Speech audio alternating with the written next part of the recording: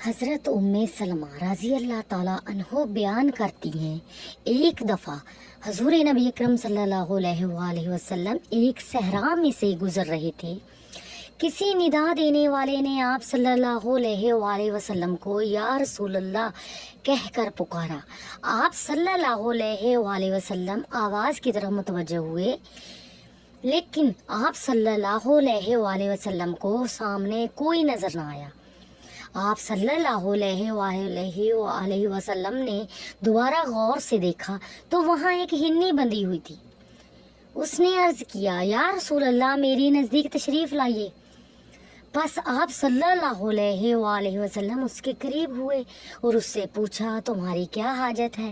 اس نے عرض کیا، اس پہاڑ میں میرے 2 چھوٹے چھوٹے نومولود بچے ہیں، پس آپ مجھے آزاد کر دیجئے کہ میں جا کر انہیں دودھ پلا سکوں، پھر میں واپس لوٹ آؤں گی۔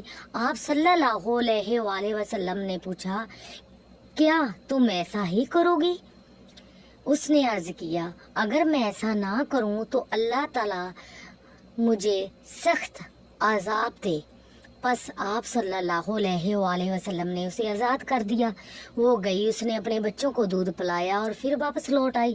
آپ صلی اللہ علیہ وآلہ وسلم نے اسے دوبارہ باندھ دیا۔